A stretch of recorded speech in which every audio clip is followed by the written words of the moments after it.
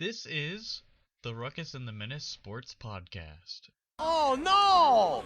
We suck again! I'm getting confused. What game are you calling? I'm calling both games. It is caught by Kelsey! Touchdown! Kansas City! Anthony for three. Bang! How's it going, everybody? And Merry Christmas week as we get into episode number 80 of the Ruckus and the Menace Sports Podcast. I'm Spenace the Menace. And I am Uncle Scrooge. Uncle Scrooge? I mean, I'm Ruckus always causing a ruckus. What do you think? What was I going to introduce myself as Huey, Dewey, and Louie? But that's all beside the point. We could just leave the DuckTales aside. And on this episode, we get right into some non-NFL related things in the starting lineup. Our Eastwood segment, The Good, the Bad, and the Ugly. We recap Week 15. And some of the games that were majorly highlighted in the high heat. Into our color commentary where we expand a little further.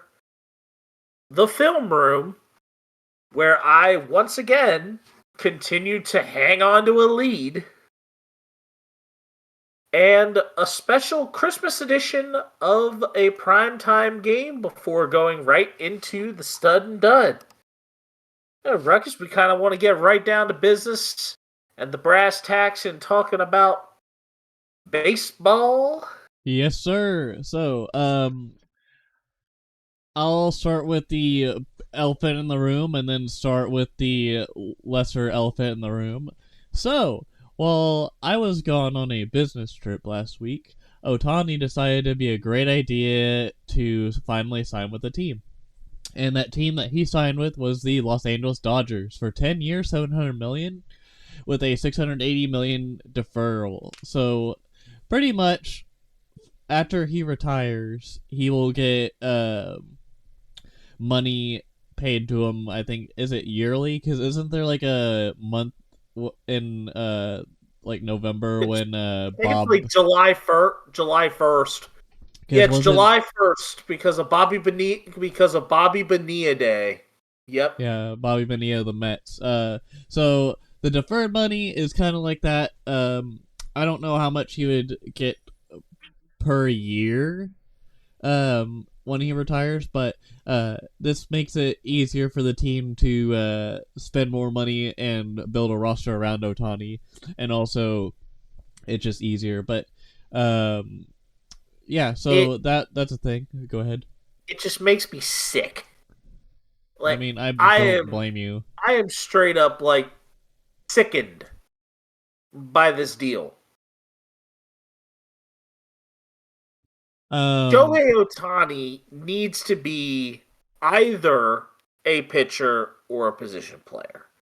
I mean, this two-way thing is all fine and dandy, and probably was what launched him to this value. But this value that he has is absolutely ludicrous. Ludicrous. Personally, I think I was kind of not surprised that he would move to the Dodgers because for, 6 years he was an Angel, and that's, kind of across the intersection a little bit, so to speak. I understand him going to the Dodgers, and I understand him staying primarily on the West Coast. But no, I am calling the ATL wrapper out because of the money, not the Dodgers have severely overpaid. I feel like you would have overpaid in general. I think you would have overpaid in general, but I would have much rather had a shorter contract for about maybe $200 million. You probably could have gotten a better, maybe 3 years, 160 type ordeal, or paid him or just paid him less, because I don't know if he's necessarily got ways to opt out. I don't know, but we'll figure it out. I don't believe he has an opt out on that. I think for the meantime, Otani will more than likely just like have like a lightened DH rule because of the surgery that he had on his throwing arm and whatnot. And didn't he have like some type of leg issue too? That, or was it mainly just his shoulders that he had issues with that killed him off for the rest of the season? But granted that Shohei Ohtani is 29 right now. This deal pushes him up until he's near retirement. This is definitely like the big money deal. But I'm sorry, I think he could have gotten another contract that was larger. I thought he wasn't going to become a Dodger because of the whole thing about Dave Roberts spilling the beans on Ohtani, and I was like, well, I mean, I guess that's like a kind of a breach and trust or whatever. But he just said, "Oh, we met with Ohtani," and that was it. I think this is kind of. I'm not surprised that the Dodgers would try to go for Ohtani. To me, the Dodgers are creating what the Yankees did a couple decades ago, or really a decade ago, with AJ Burnett, CC Sabathia, Mark Teixeira, Alex Rodriguez, and that crew. Like, I feel like this is just a next generation super team that's kind of like what the Yankees were. And then the Dodgers are becoming the Yankees, and they're becoming extremely hated for that reason. I think that's why probably right now a lot of people on the NorCal are furious. Because the Dodgers have basically become the Yankees of the West. Also, I think the Padres have become the Red Sox in a sense too. Like just The of the only NL. difference I'm gonna say with the Red Sox and the Padres is that for a lot of their major stars, the Red Sox get more that pan out than the Padres do. There are more that pan out as a Boston Red Sox than a San Diego Padre. Do not put that comparison on them. There is levels to that. Yeah. So I will continue this talk with the Royals. They, for some reason, when it comes to the off season for the Kansas City Royals, the past couple of seasons there's been like kind of crickets as far as like big signings. And this during the winter meetings and after that, the Royals decided to spend money on 4 new free agents. And I'll have my thoughts here in a second about what I think about that. So Hunter Renfroe signed I believe a 2-year deal with the club. He'll probably either be like a DH or something there, or maybe a outfielder depending on how we feel about Isbell and company. Seth Lugo signed a 2-year deal that comes with a club option later. Then we had Michael Wacha, former Cardinal, so kind of going over to the other side of the intersection of I-70. And then Chris Stratton, which I believe played for the Rangers before coming over. Or maybe it was the Red Sox, I don't know. But he is a reliever. And then there was also some other signing with Garrett Hampson, like way earlier. But Yeah, so my thoughts on this are mainly the Royals are going into a somewhat right direction, but I need to see how the season starts, how it gets midway with these guys if they're still healthy, and then the finish. Because there was a thing I saw from MLB Network talking about how we could win the AL Central with all this talent, and I am very skeptical about that. Because Lugo, for the most part, when he first started as a Met, he was a reliever, and then turned into a starter once he was with the Padres. Michael Wacha, he's been in the league and has been somewhat of a, I don't know if you would say journeyman, but he played originally for the Cardinals. I believe had a couple World Series and playoff appearances with them, and then went to the Padres and then the Rays, and then now he's with the Royals. And then Stratton, relief pitcher, he's more just added depth. And then I forgot to add Will Smith. And no, not the Will Smith that slapped people or the catcher. The reliever, 2-time World Series champion, or actually, no, 3-time World Series champion, Will Smith, left-handed reliever. So we'll see how things go. And some other major free agency moves that have happened while we were gone. The San Francisco Giants signed Jung-Hoo Lee, a 25-year-old bat control wizard out of the Korean baseball. And then Jack Flaherty is a Tiger.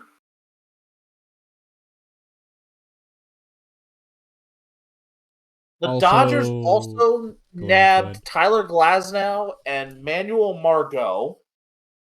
Juan Soto to the Yankees. Yeah, Juan Soto to the Yankees. I think that deal is going to be a bust. We'll see.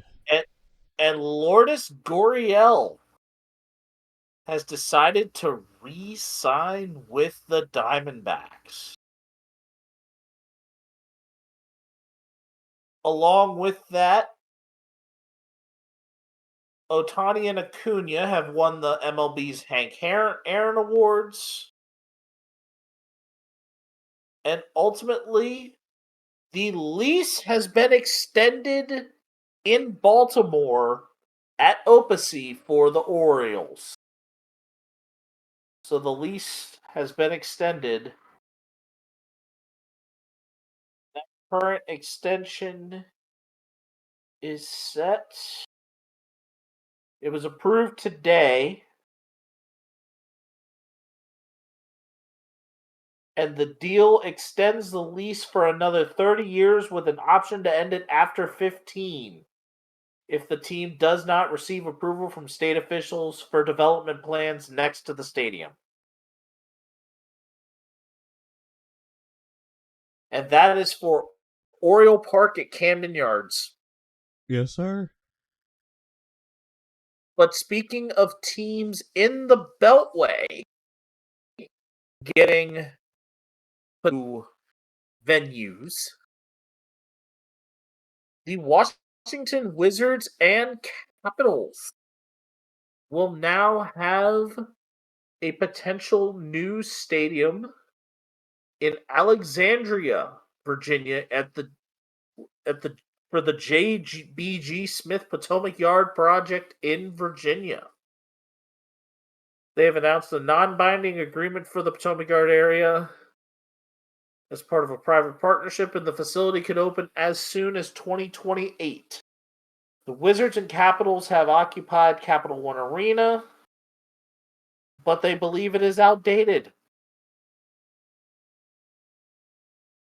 So it's a 2 billion, 9 million square foot mixed-use commercial development.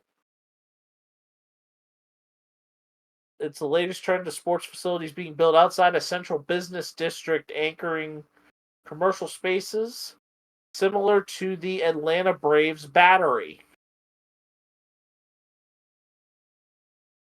And they're now moving them outside of the city, and it looks like they are being served by one metro stop, the Potomac Yard Metro Station.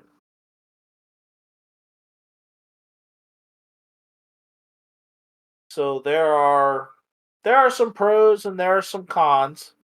It says Capital One is being viewed as outdated and not capable of being expanded for the current needs of pro sports franchises, like on-site practice facilities, outdoor gathering areas, and Monumental Sports and Entertainment owns the Capital One Arena.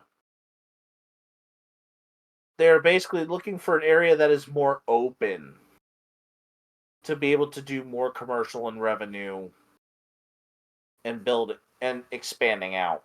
Yeah. So this would be the Wizards, Mystics, and Capitals. And then staying in the indoor winter sports, the NBA's in-season tournament has ended with the Lakers defeating the Pacers 123-109 in the final. And the MVP, LeBron James. Yep, he wins the shuttlecock. Ugh,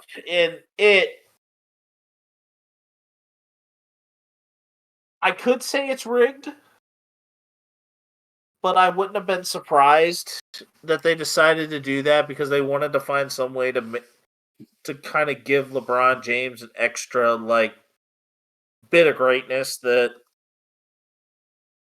they just want to try and peacock him as the greatest player of all time. He's your GOAT.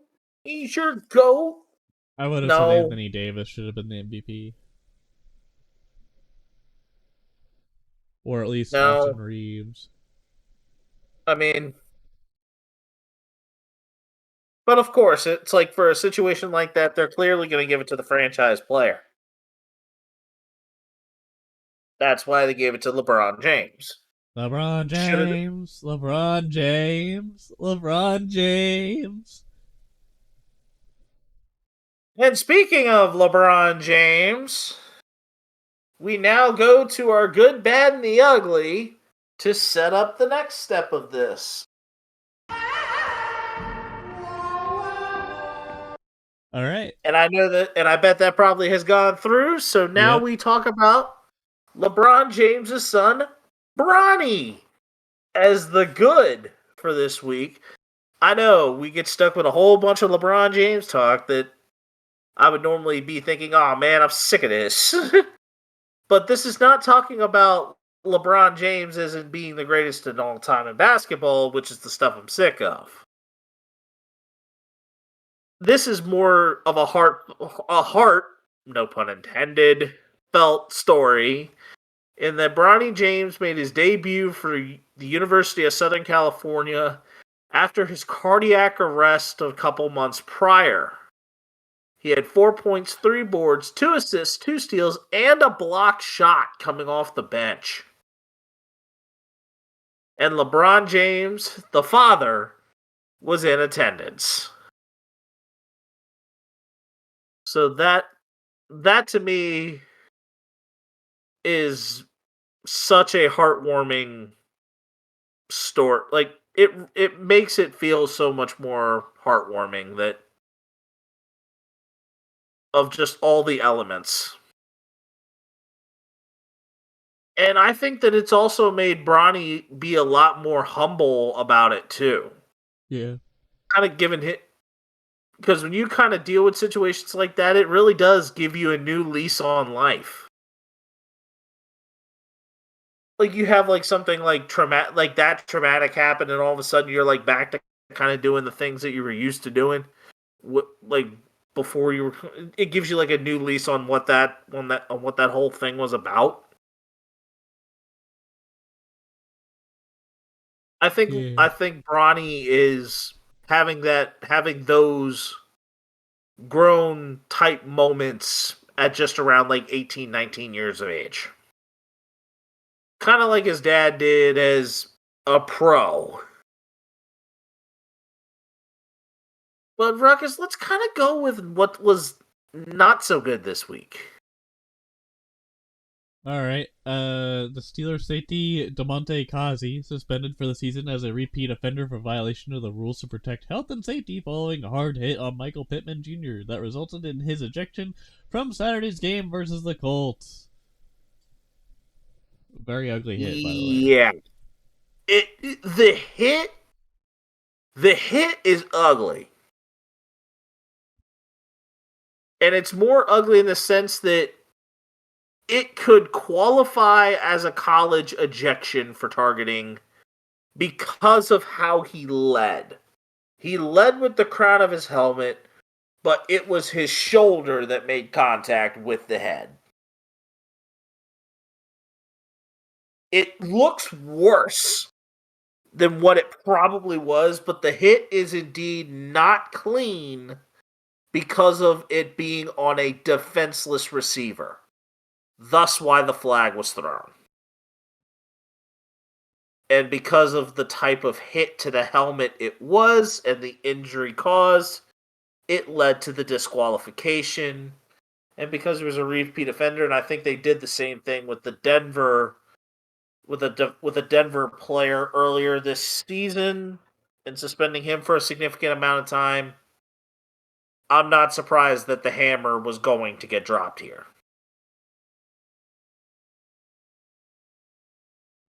And speaking of hammers being dropped, we now go to the downright ugly. In the Draymond Green is suspended indefinitely following dropping a hammer to the face of Yusuf Nurkic for his third ejection of the season. Black Homer. Of which Black Homer? What? He kind of looks like Homer Simpson. Wait, you're going Draymond Green? Yeah. No, he looked like Donkey from Shrek. I don't know. I feel like Draymond loves them donuts too much too. Why did we just go from like talking about this to now making fun of Draymond Green? Because Draymond Green deserves it. The hit looks worse than what Draymond Green was wanting to sell it for. It's like trying to sell a beat up jalopy for the price of a Maserati. No. Draymond, it's like to the point where you're saying that Nurkic is saying, oh, he needs help. That was the most, like,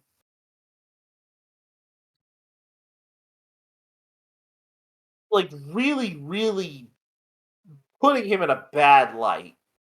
It's bad, okay? Yeah. Just Draymond terrible, Ernie. Just terrible.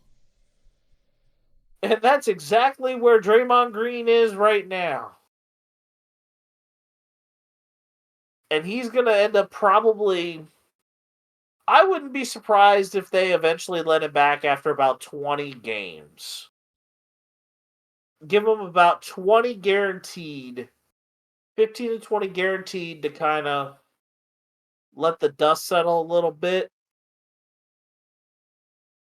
But I wouldn't go Sprewell and Manning. But definitely put the message out there that if you kind of do another, like, one more of those, yeah, you getting Sprewelled out.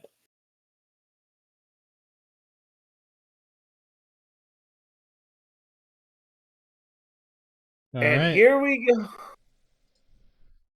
Now we get right to the hard-hitting action of the NFL as we hit Week 15.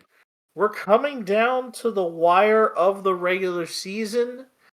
There are numerous playoff races, some of which have had their clinches of playoff berths. That being the San Francisco 49ers, Philadelphia Eagles, and Dallas Cowboys, with the 49ers now actually clinching the NFC West. So your NFC West champions have already been crowned.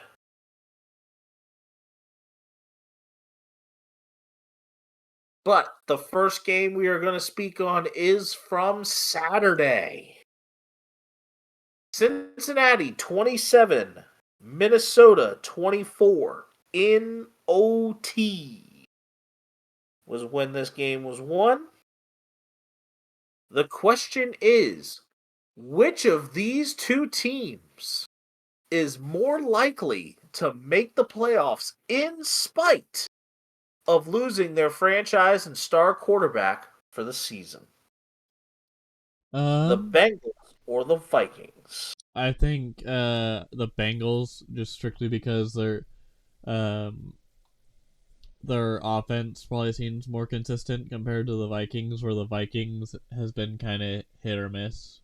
But you could kind of say the same thing about Cincinnati in a sense too. But like Minnesota's problems is mainly just inconsistencies with throwing to Justin Jefferson, their star wide receiver, and getting the ball to T.J. Hawkinson and many others.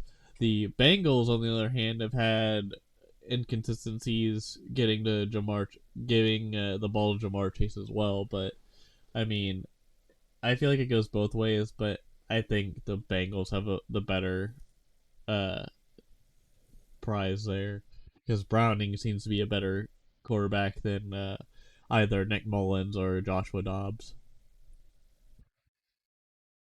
I think that Minnesota has the interesting journey of getting there. All three of their final matches are divisional. Two out of those three, and the Packers are sandwiched in between it. They still have to play the Lions twice. That is a big order, especially because Detroit is trying to shore up the division. The Bengals have the Steelers, Chiefs, and Browns. Prediction here is that I think the question here being which one is more likely to make the playoffs, I will probably give you the Minnesota Vikings. Because the Bengals are in a very tough division in the AFC North. All three of their opponents are also competing for playoff spots. Detroit is basically trying to win the division on the first game out. So they're going to kind of play them a little extra tough. And we're just hoping at that point that if Minnesota does lose that game, that the wind does not get completely taken out of their sails and they can pillage a win against the Packers before going back to facing Detroit again. So I think neither one of them has a high likelihood, but I think that the Vikings have a better chance of making it. Yeah. The next one here is Indianapolis 30, Pittsburgh 13. The question here is, can the Colts sneak into a playoff spot? Or are they simply just a scary team to face playing in the spoiler role? I'm going to say this. I think the Colts, for the most part, are a scary team. I don't think they have what it takes to be in the playoffs. They've had a lot of issues at quarterback. They've had a lot of issues offensively. Um, they were without their starting running back for like about a quarter of the season, and then now they don't have him because he's got thumb problems, and I don't know when he'll be back, but he probably won't be 100%. You still have Zach Moss, but there's a lot of question marks for the Colts. The Steelers, which they aren't really in this question, but they're just part of this. Their defense has been good, but yeah, I would say they're both kind of just scary teams to face playing a spoiler role. I think that the Colts have an outside shot. Their next three, or their final three, the Falcons, the Raiders, the Texans.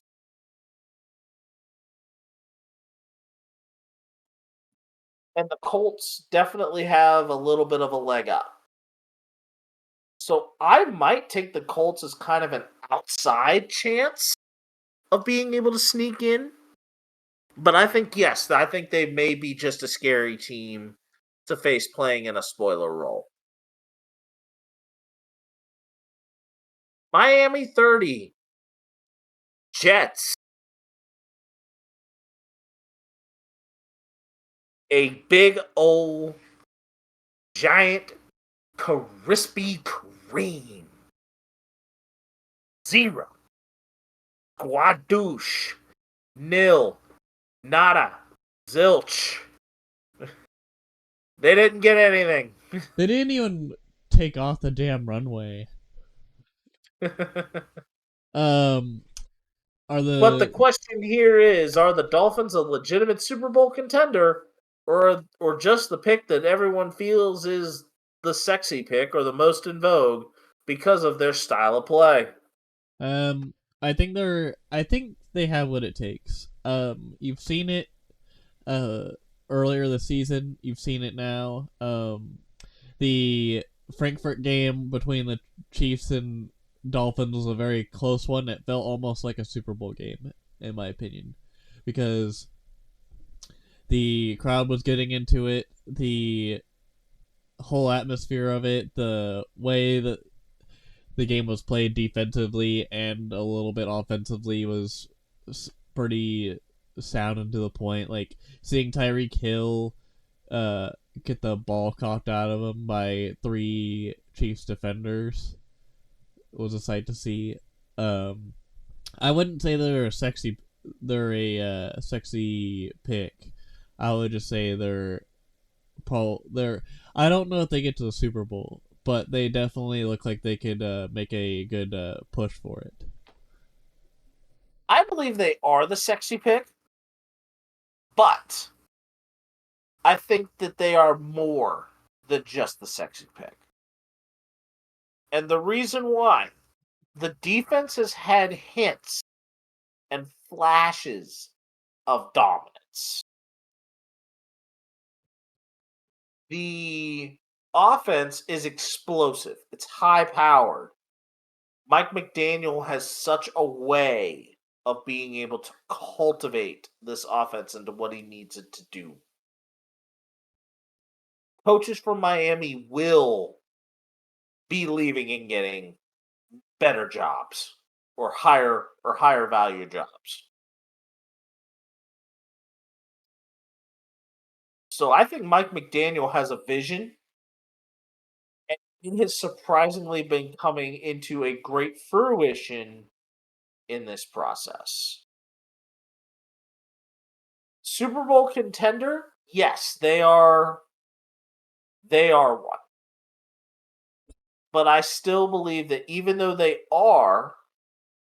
still are kind of the sexiest pick out of the bunch. That probably if they were in a great situation to kind of get themselves there, everybody's gonna pick them.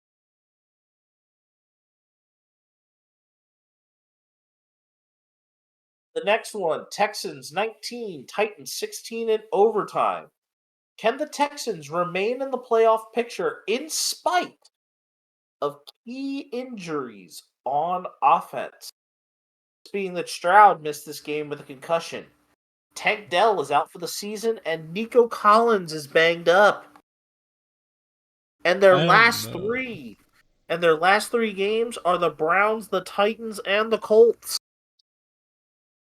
That one is a tough one because they were looking pretty damn good near the halfway point of the season. I think if the Texans keep finding ways to use their different offensive weapons, yes, Tank Dell's out for the year. Nico Collins is beat up. You still have Devin Singletary, I believe, and then you also have Dalton Schultz, but Dalton is pretty beat up. And then the factor of can Stroud stay healthy? That is a big question because who knows what he is like after being in the protocol. Like, not everyone's gonna play their greatest football after they've had a few concussions, especially early on. Like with Tua last year, there was a lot of concussions, and he wasn't playing the greatest of football. And hopefully that doesn't become a pattern for C.J. Stroud and the Texans. But fortunately, it's been just one.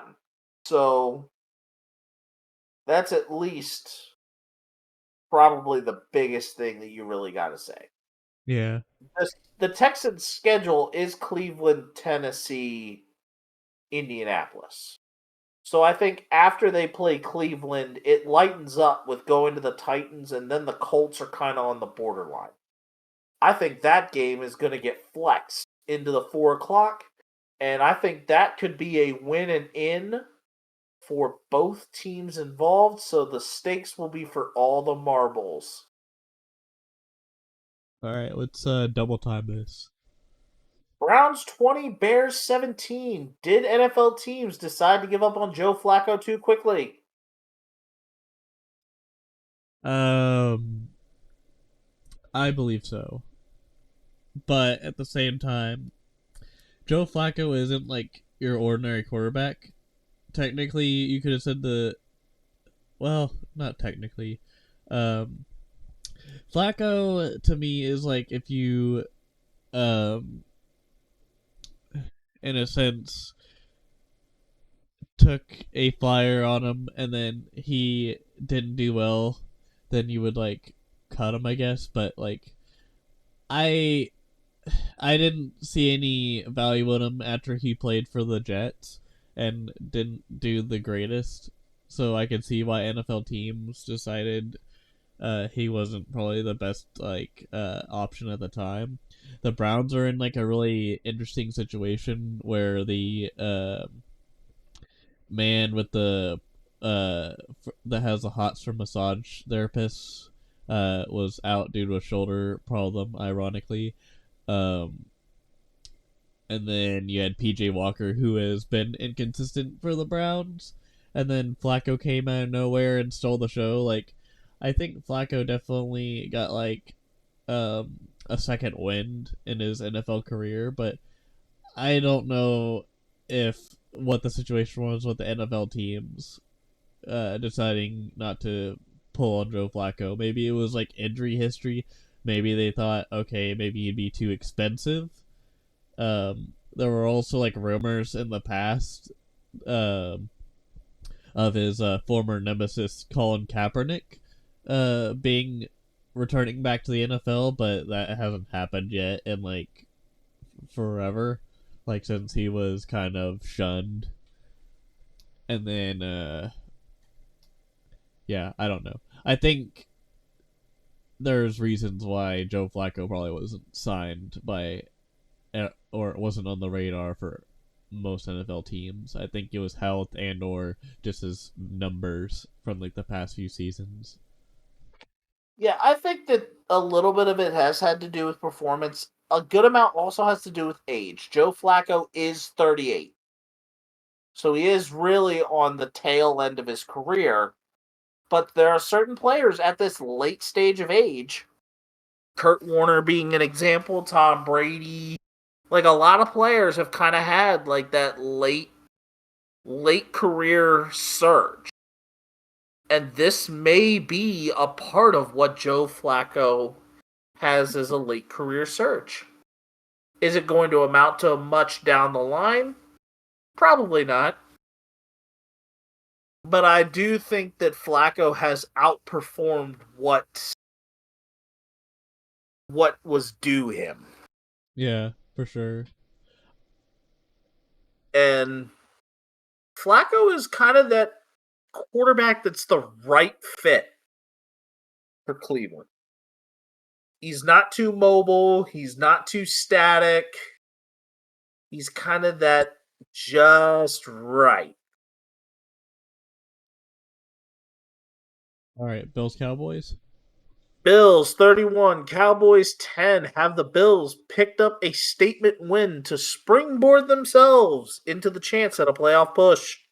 Most definitely. So I was actually listening to an interview between EA and Josh Allen before they started the game at about 3 or 4 o'clock Sunday, and Allen is pretty much treating every game like a postseason game at this point, trying to just win out, making sure that they uh for they try to get their best push at the playoffs. Like Allen in that Chiefs game on Sunday night, or not really, yeah, Sunday afternoon. Our defense did a hell of a job keeping Allen through, but we definitely struggled on defense a few times when it came to them getting the 2 big scores of the first part of the game, but we still managed to hold them a little bit. But either way, I think the Bills are on the right track, especially if they beat a team like the Cowboys, even though the Cowboys haven't, or historically this season, haven't been good on the road. And the Cowboys have not really played well against teams with winning records. And the Bills are right now playing as a team with some purpose behind them. A fire underneath them. Yeah, they need to stay healthy though, because last time we said this last year, their defense started to get really beat up, and they've had some beat up. They've had some beaten up going into everything here too. But their last 3 are the Chargers, the Patriots, and the Dolphins. I think the Bills could win the next 2, get themselves right in there. And then if Miami is really more so concerned with staying healthy for the playoffs, Buffalo may even win that. I think if their defense stays healthy, because Micah Hyde is out still, but you still have Jordan Poyer and a few other defensive weapons out there. But if Poyer's out and then they start going to like third string corners or safeties or whatever in their secondary, that's when things will probably fall apart. Because, yeah, your offense can hold you pretty good if it's consistent, and Josh Allen has shown that with his tank-like abilities, just running through defenders and stuff like that. But after a while, that's going to take a toll, and people will figure it out. Alright, let's get into the color commentary. Color commentary this week is, where do we go from here? We have 5 major situations going on right now leading up to this offseason. And the biggest question is where do we feel that these teams need to go or could go from here? Our first one is the Los Angeles Chargers. They had an embarrassing loss to the Las Vegas Raiders. It ended up with the firing of their head coach, Brandon Staley, and their general manager. Big money contracts also are their limiting cap space for potential moving forward. If you are in the Chargers position, what are your priorities? How do you assess it? Where do you go from here? Build a team around Herbert, number 1, which they've kind of done. Cut anybody that is hurting the team defensively. Like, I would spend next season rebuilding the defense, because number 1, you have a few young studs at tackle. You have Joseph Day, and then you have Derwin James in the secondary, which are 2 notable guys. Kendricks is good. And then you have Asante Samuel Jr., which has been decent. But I think Khalil Mack has shown his age and needs to be taken to the junkyard, and so to speak. Like, he's getting way overpaid. Keenan Allen, I think his best years are ahead of him. You mean behind him or ahead of him? Yeah, behind him, my bad. I think they're behind him. He's getting paid way too much. I think he needs either I think there's going to be a lot of restructuring that goes on with the Chargers contracts, because there is a shit ton of cap that is being eaten up by Khalil Mack. Herbert just got extended this season, and then you have Mike Williams.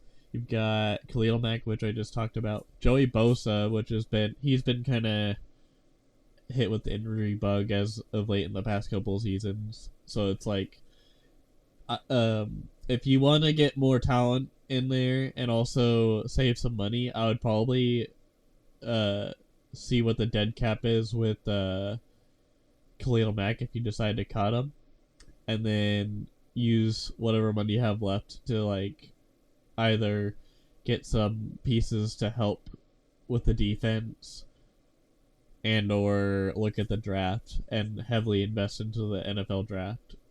Now that the GM has also been fired, I think this is the time for the Chargers to get it right from the top down.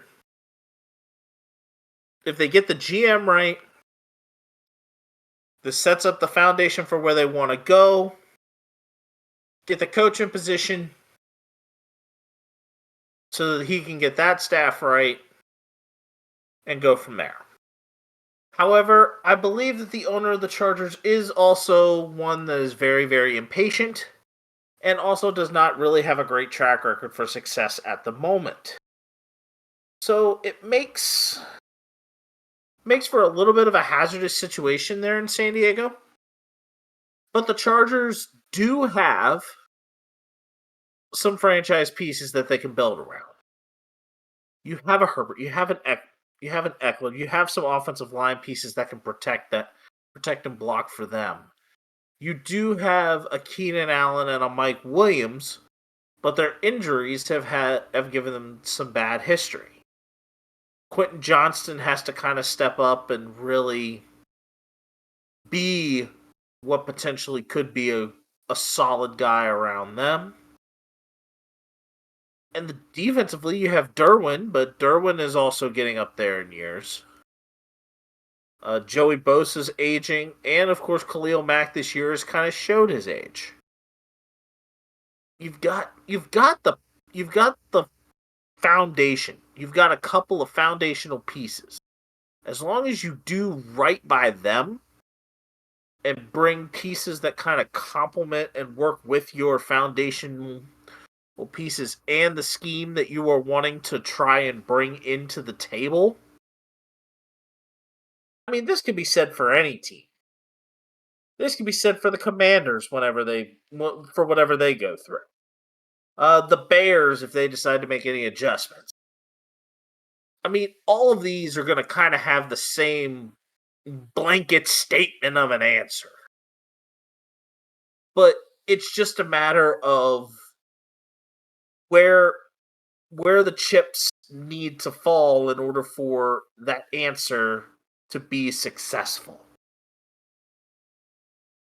And speaking of the Commanders, they're at a major crossroads as Howell was subbed out for Brissett the second half.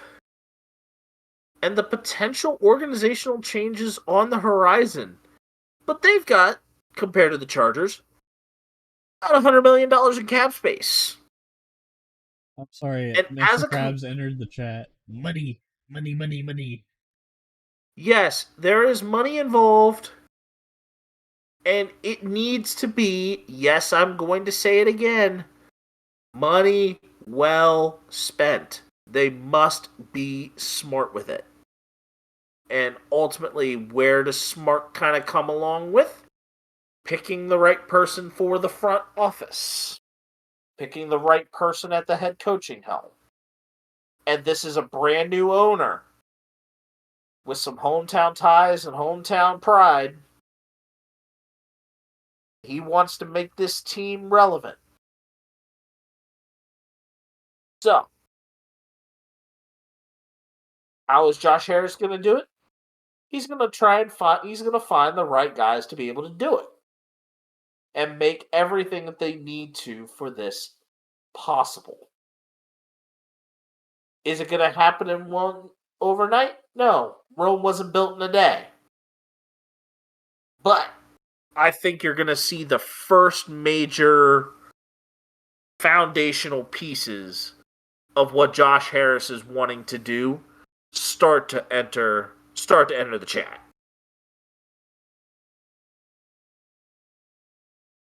All right. You have anything else for the Commanders before we go on to the Bears? Pretty much you hit the nail on the head. I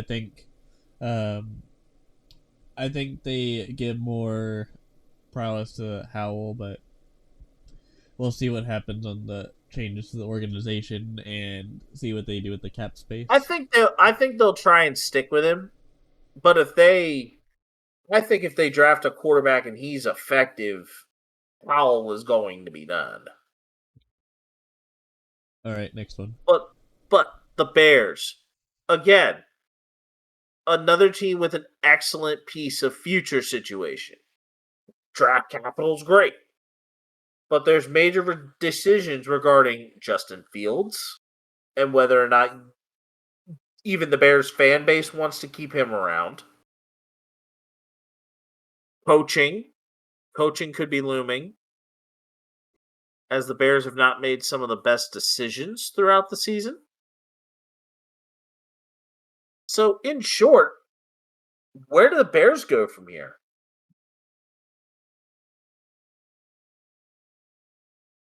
I think they have to do something on the coaching side.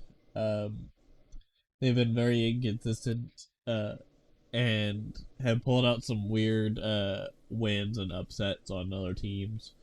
But I feel like if you want to be a consistent winning team, you have to get that coaching stuff figured out versus just having the talent on the field, because Justin Fields has showed some potential, and there have been times where the defense has been okay as recently, but they need to have some definite changes in the way they handle like the defense and the coaching and whatnot. Defense has gotten better. The defense has gotten better over the last few, or actually really the last half of the season. But where I think the Bears need to really make a decision is whether or not Justin Fields is truly the answer for the future. And that's if the coaching staff and even the offensive coordinator are the answer. If you let go of the coordinator, you're trusting in the quarterback. If you dump the quarterback, you can go to a fresher start with a new coach and coordinator without having to worry about the quarterback.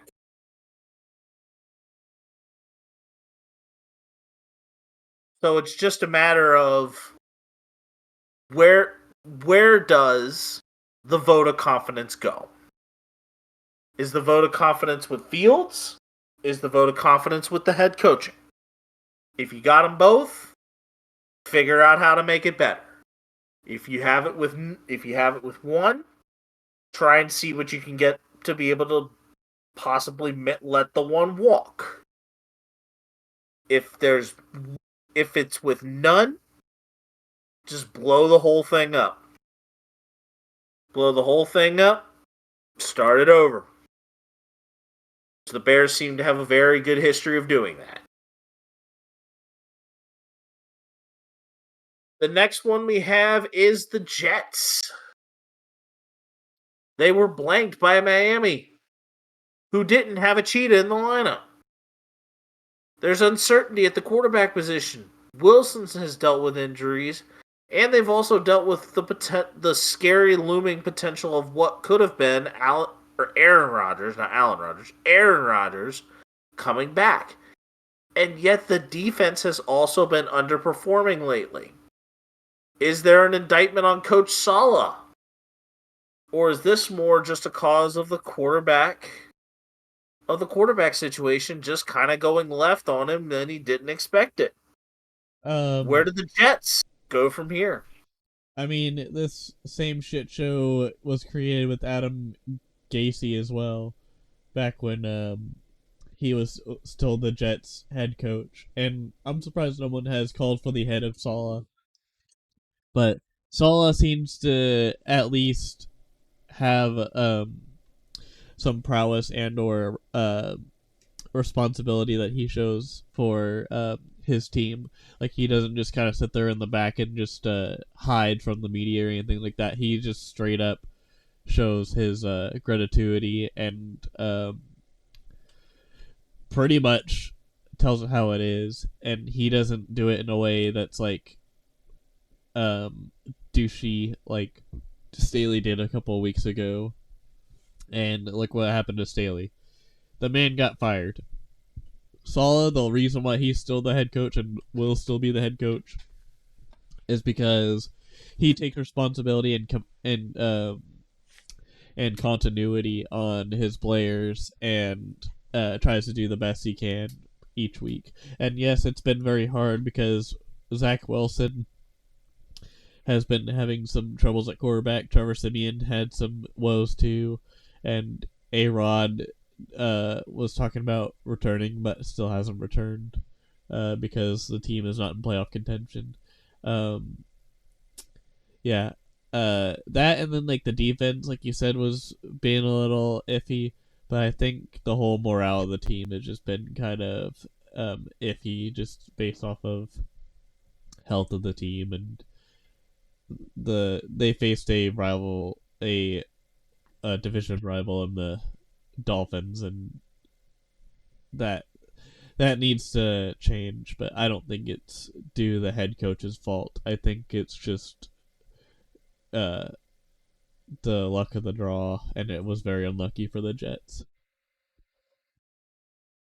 Yeah, and I think it's just that one injury, I think, kind of derailed it. And Saleh has tried to turn lemons into lemonade, and the lemonade might not be quite right. Because there's entirely too many lemons. All right, Raiders. Now, the Raiders. Antonio Pierce doing a great job with this team. But ownership has had a history of fumbling the bag with effective interim head coaches. And the AFC West does have a reputation for being one of the tougher divisions in the NFL. At the end of this season, where do the Raiders go from here? The only way they can go, which is up. I think if you stick with Antonio Pierce as your head coach, I think great things will happen. I mean, it'll still be a little shaky because their talent on the offensive side has been hit or miss, even though you have a guy that you gave the badge to in Devontae Adams.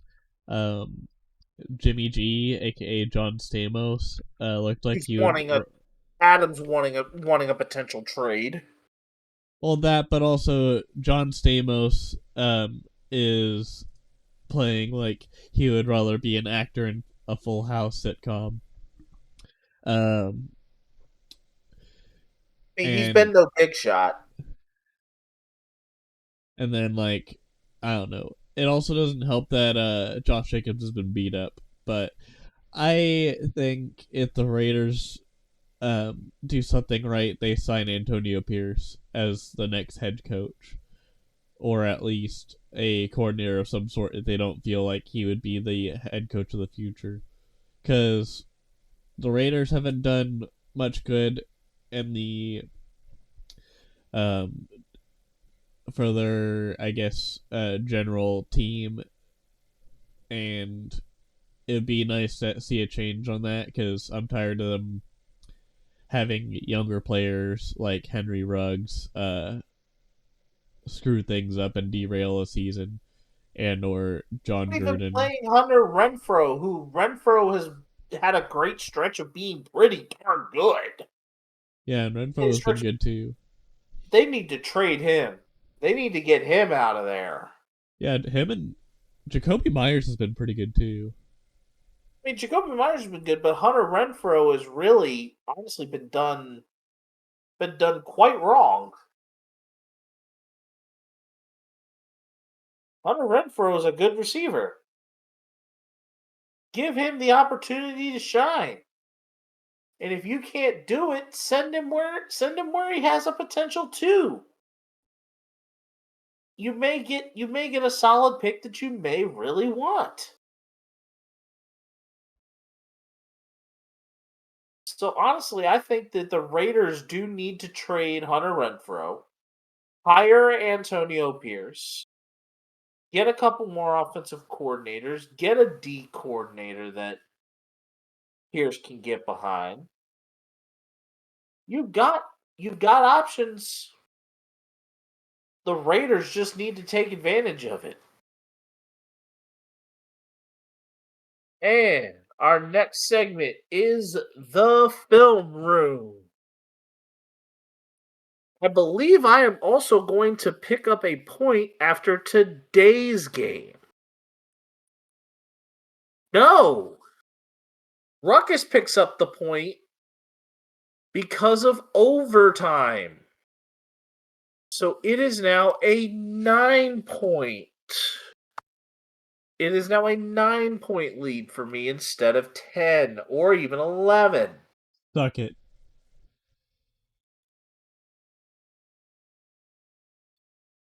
All right. So the first one is USF and Syracuse. We both picked Syracuse. Central Florida and Georgia Tech. See, Central Florida, baby. Troy and Duke. I am taking Duke. Or no, Troy. I'm taking I'm Duke. taking Troy.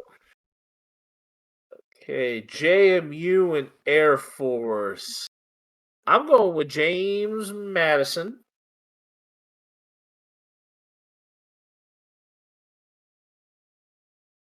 The next one Force. is, well, you take Air Force. Kansas and UNLV. Well, taking KU, even though they're not a football team or a good football team. Good enough this year though.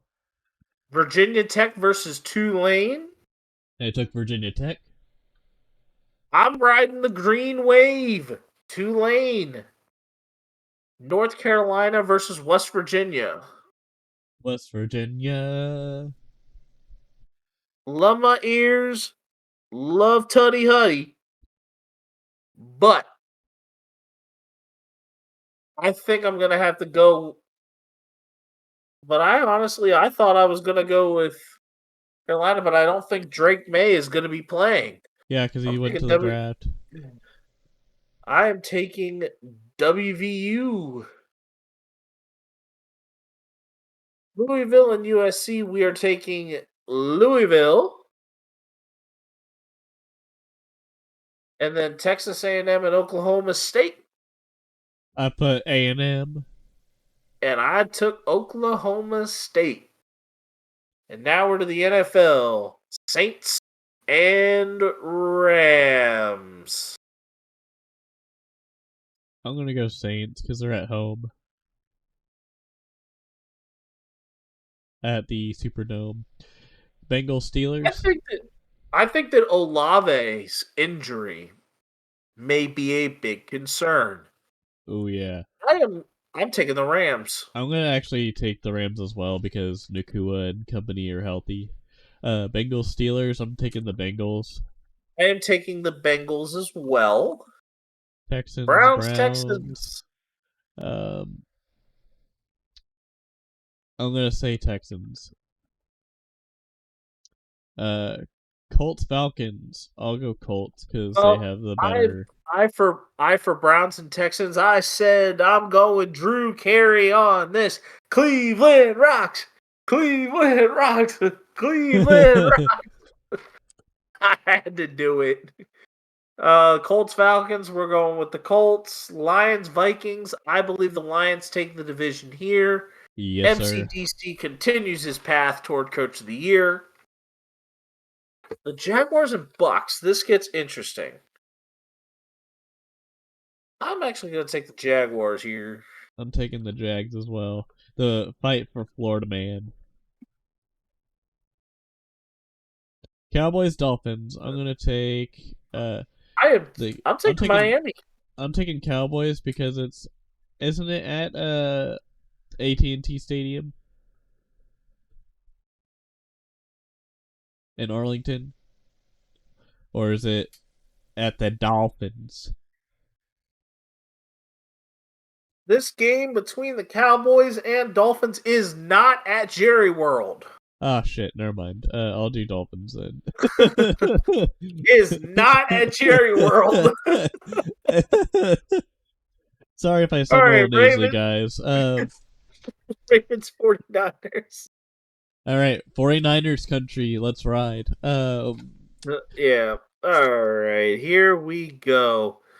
So we have wild card over-unders.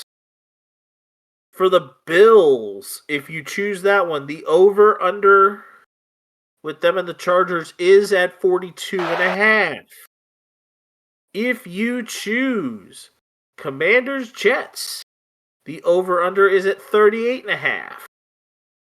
If you choose the Seahawks and Titans, the over-under is not posted because that one is more of a pick'em. If you choose the Packers and Panthers, the over on that is 36.5. If you choose the Cardinals and Bears, the over-under is 44.5. For the Patriots and Broncos, it is at 34.5. Raiders Chiefs, it is at 41.5. Giants Eagles, it is 43.5. Ruckus, you are taking Bills Chargers over? Yep. I think Allen's gonna smoke the Chargers. They're gonna take charge, so to speak. All right. And it's the same rules as the touchdown score. And then I'm gonna say Commanders Jets under.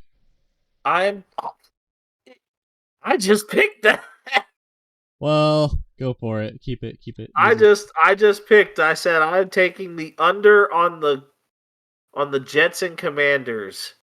I don't think the Commanders are going to be able to score enough with that Jets defense, and the Jets defense is not going to be able to score enough either. I'm taking the under on that. I think Patriots Broncos. It's going to be under. So I'll do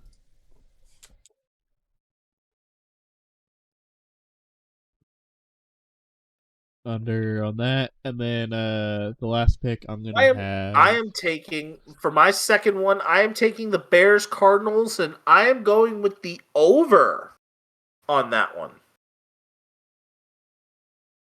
I'm gonna go Raiders Chiefs over.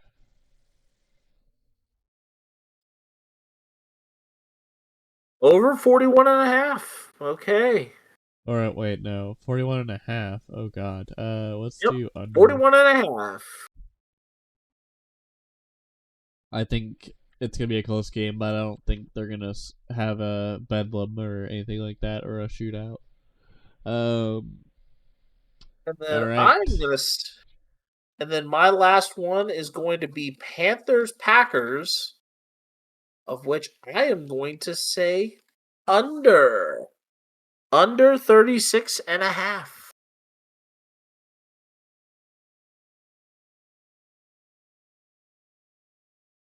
So that is our film room.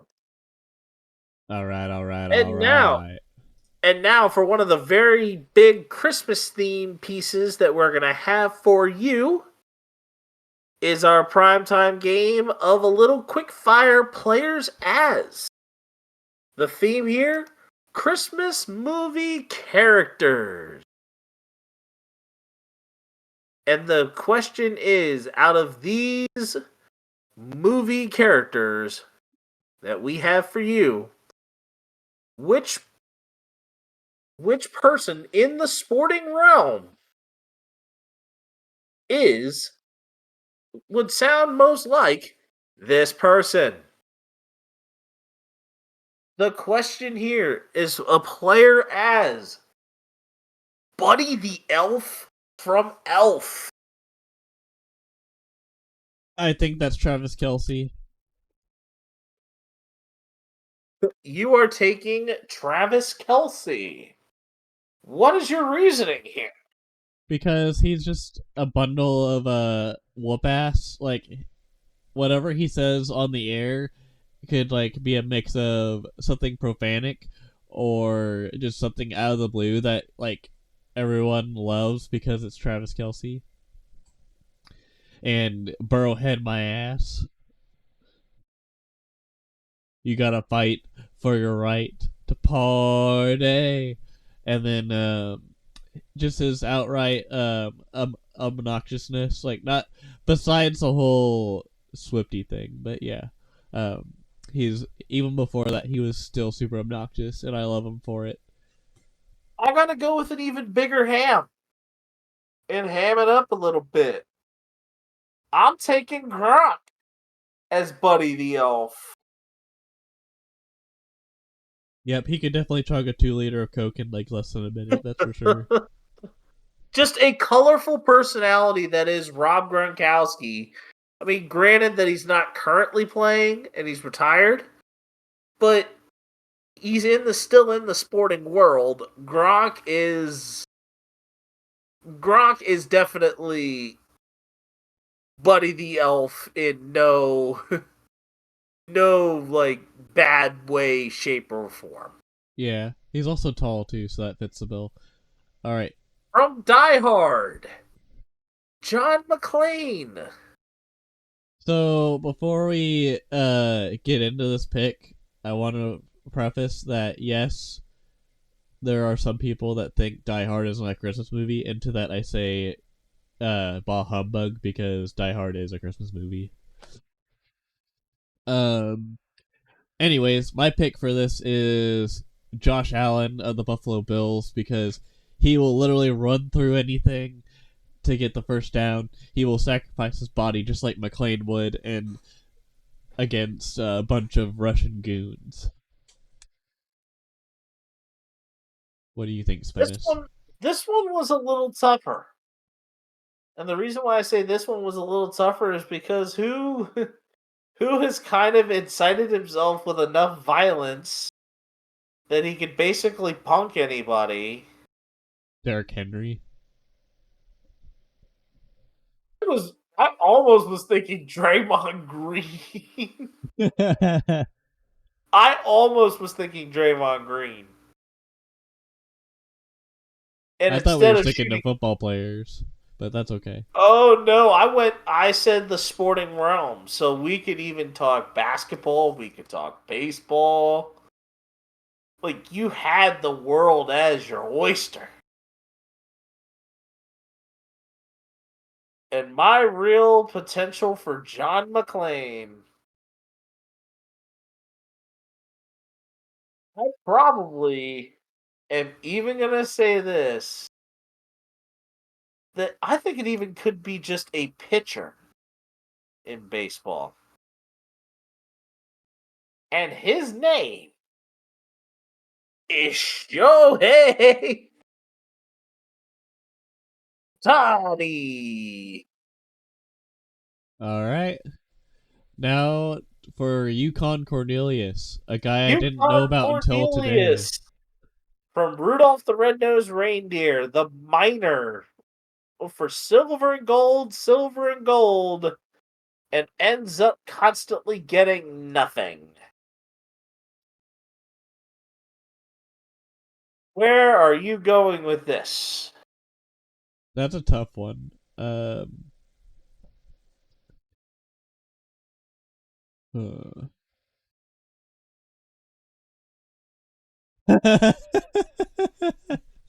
Yes, I did it. The entire Dallas Cowboys organization. Yes, I am putting all of you on blast. The Dallas Cowboys are Yukon Cornelius, as they are a walking accident waiting to happen. So I was thinking either the Chargers or another team, or actually Yukon Cornelius. I'm gonna say Frank Reich. Why did autocorrect to French? French. That's probably you tried to do too much together. I'm gonna put Frank Reich as Yukon Cornelius because my guy aged like 10 years and 10 weeks and just always looks like he's like a sad dog that was like abused and then was just kind of like chilling on the side of the road, and then someone was like, "Oh, we'll pick you up, don't worry, we'll make sure you get to a great home," and then goes to that home and then just he just destroys that home. And the next one here, Howard Langston, the character from Jingle, the father from Jingle All the Way, who completely forgets the major present for his son and then goes through hell trying to get it. Well, I thought about it. Yeah, you just saw me put Ron Rivera, but I'm thinking more about it. Jamie! Jamie, put the I cookie down! Now! I wish we put Sinbad's character in here too. Oh, Byron, that would have been an interesting one too, but that's a hard one to figure out too, because I think it's hard enough trying to figure out who could be Howard Langston in this case.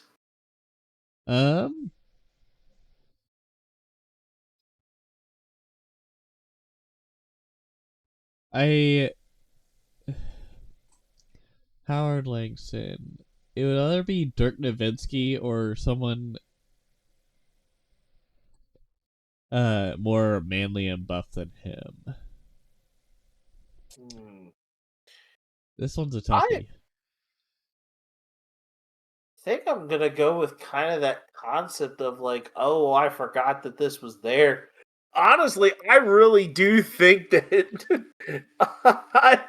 you left it there. I actually am going to call it. I'm gonna call the spade the spade. I'm taking the riverboat, Ron Rivera. Yep, you're welcome.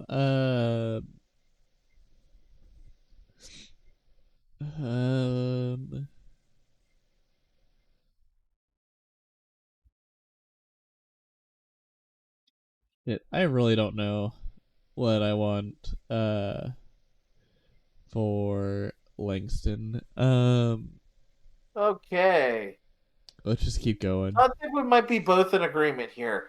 The conductor from the Polar Express.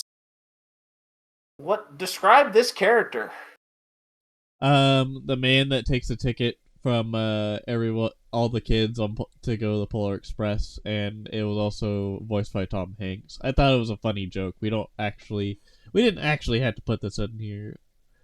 If you want to take him out and put Sinbad from Jingle All the Way in there, we could sub him out if you want. Unless you actually have. I'm trying to think of who you possibly could have with this. I'm gonna say Andy Reid because he has the glasses. I was actually gonna probably go even better.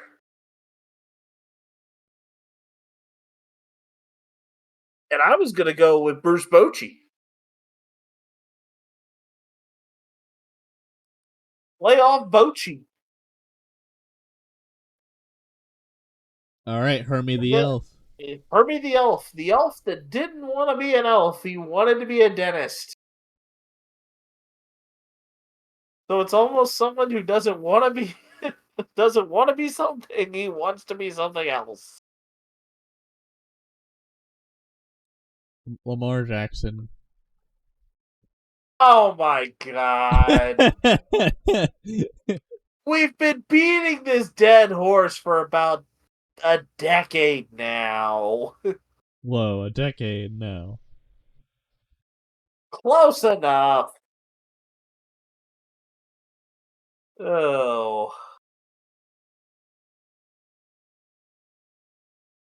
Wait, because there was somebody who.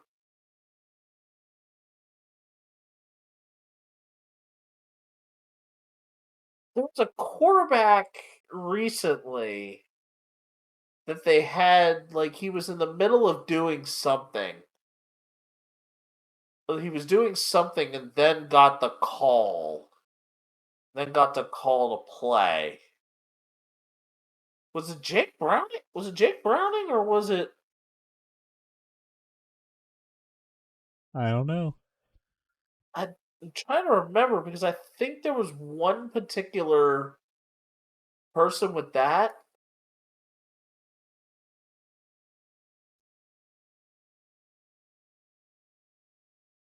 But I think the fun one here, I'm going to say Tress Way. And that Tress Way, he may be a punter, but if he didn't want to be a punter, he could be a game maker. Like a board game maker.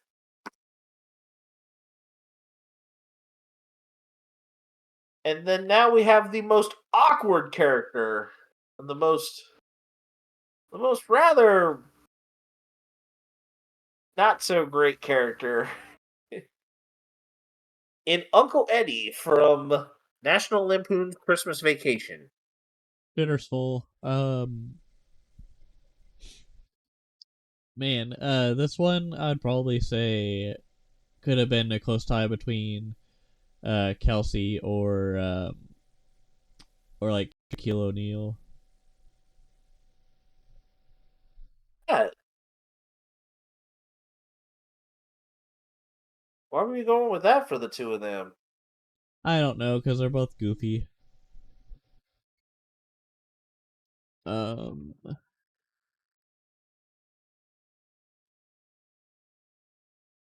I don't know to be honest with you. I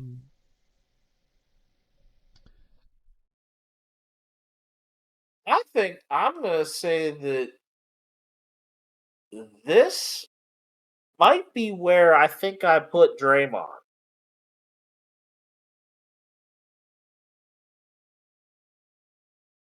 Because he's becoming that weird uncle that wants to get into a fight.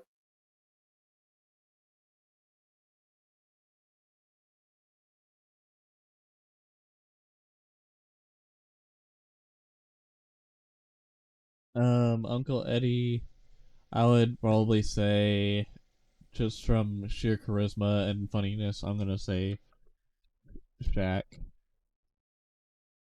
Yeah. Ralphie from Toy Story.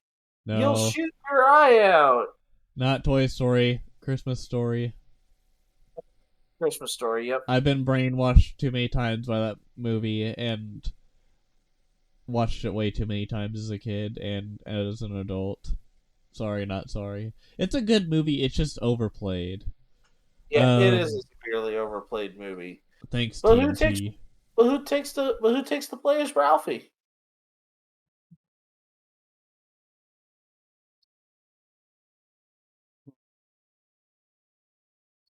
Who was Ralphie?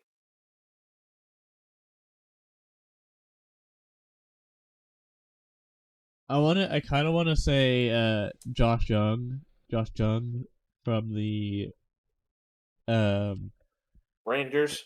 yeah, early stages of MLB because his like first like couple of weeks that he was playing, he was making error after error after error, but then became an all-star. So he kind of shot his eye out in the beginning, but then won a championship with the Rangers. But I'm still playing Josh Young. Yeah, I think my piece here.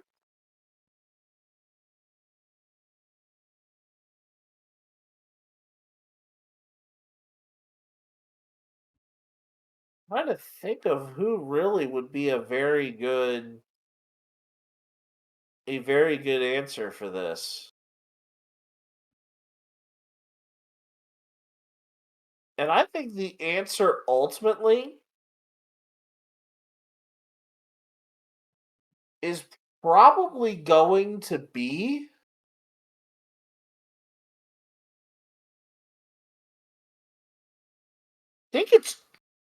I'm gonna have to say it. I think it's Jared Goff. He's been doing great, but he hasn't been playing great lately. Yeah. So I just for Howard Longson, I But put Howard Langston, you're with yeah. Zion Williamson. I went with Zion because he has been hit or miss for the past couple of years, but I just thought that would probably be a good pick because he just doesn't know where his potential is. Anyways, Linus. So Linus is from the Charlie smelly one, Brown right? Christmas. What? No. His- Linus is the Linus is Lucy's brother. The one with the But blank. well, wasn't he kind of smelly though, or was it another kid? No, that was Pigpen. That was Pigpen. Okay. It's a completely different character.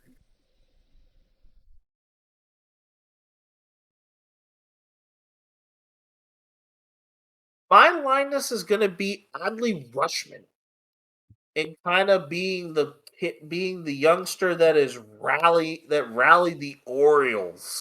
Mine is Bobby Witt Jr. You're taking Bobby. Because he had a hell of a season this year, and he's also a young buck. All right, Kevin McAllister, aka Macaulay Culkin from Home Alone. Where are we going with this one? I feel like the most obvious one is Joe Burrow, but I'm not sure, to be honest with you. What has you say Joe Burrow? Because he looks like him. People have compared him to Macaulay Culkin and lookalikes from Home Alone.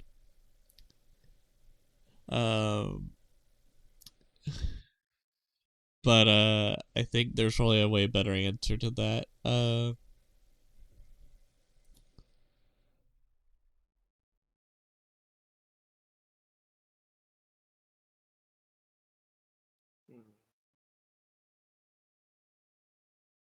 I'm gonna say Patrick Mahomes and the offense for making creative plays, especially in the Super Bowl last year, or really earlier this year, and just in general his creativity on the field. I mean, yes, there were a couple that got called back for various reasons, like the Travis Kelce lateral to Tony, but I think Mahomes and company is a good one for Kevin McAllister. Oh, you went with Mike McDaniel.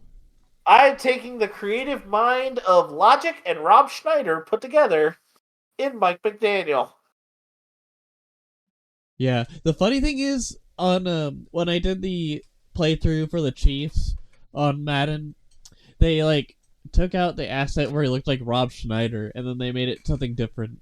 But for some weird reason, whenever I play against the Jets, Robert Saleh has a freaking do-rag. He never wears a freaking do-rag in real life, so it's like, what makes you think he would wear a do-rag in Madden? Like, when? When, where, and why? And the Wet Bandits, this is kind of a... Really, they're supposed to be known for being like thieves, but they're terrible. But they're terrible, and they get caught in Kevin McAllister's traps. And mine is the Commanders' defense. I'm gonna put the Cowboys on the road.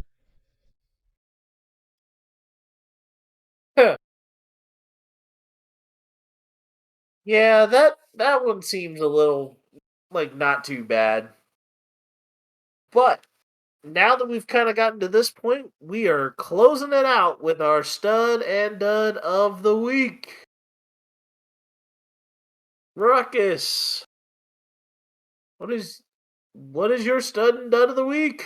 All right, my stud, and this also goes with my honorable mention. So Jerick McKinnon is my stud this week, as he had a pass touchdown, and then also a touchdown catch of his own against the Patriots. And then my honorable mention is Clyde Edwards-Helaire with a pass catch in the end zone, and it was a very nice, gnarly one. And then my not so great dud, and I praise thee to the NFL gods for this one, because we have not seen a season like this for our field goal kicker, Harrison Butt Kicker, as he missed his first field goal of the season after not missing one since the new year last year. So seeing him miss it, and then it made me feel a little bit better whenever the Patriots also missed their field goal, but it sucked not having the streak go on, but he started a new one, so that's good. But yeah, that's my dad, was Butt Kicker. All right, so my honorable mention this week is James Cook of the Buffalo Bills for having a monster game on Sunday with a 179-yard rushing day on 25 carries and a tutty, but then also had 2 receptions for 42 yards and another touchdown against the Cowboys in a game where the Bills had been surging. My stud this week goes to the 49ers punter Mitch Wishnowsky for using his spidey senses that were tingling and faking a punt for a 30-yard gain by calling his own number. My dud goes to Bears wide receiver Darnell Mooney for being unable to hang on to the potential game-winning Hail Mary. The play ultimately ended up being an interception because the ball kicked off of Darnell Mooney's foot into the air just high enough for the Browns to intercept it. So the Bears kind of kicked the ball away, or kicked the game away. Go ahead and take us out, Ruckus. That part. All right. That's okay. I've been a little nasally tonight too, as you guys could probably tell. Battling some cold symptoms. I think I'll be okay, but anyways, ladies and gentlemen, thank you for listening to the Ruckus and the Menace Sports Podcast, episode number 80. Hopefully y'all have a great Merry Christmas, and by the time you see the next episode, a Happy New Year. We will still we are still on pace for our Super Bowl race videos, so you'll see another one from us this week as we wrap up our seasons. Regular seasons, yep. And then so it's no secret that me and Spenace both got to the playoffs. So we are going to premiere those eventually later on, early in January. So you will get a notification for the premieres. I believe there was one that I put out there. So make sure to, if you want to get notified for the premiere, go for it. We're planning on doing like weekend streams of them for the premieres. So like mine was probably going to be like 7 o'clock at night on a Friday. And then I think Spanish wanted to do Saturday or something, but yeah. Yes, I'm doing Saturdays. Anyways, you'll get notified whenever we get those premieres going. But other than that, this has been a Ruckus in the Menace Sports production. Thank you for listening again. This is episode number 80. See y'all later. Deuces.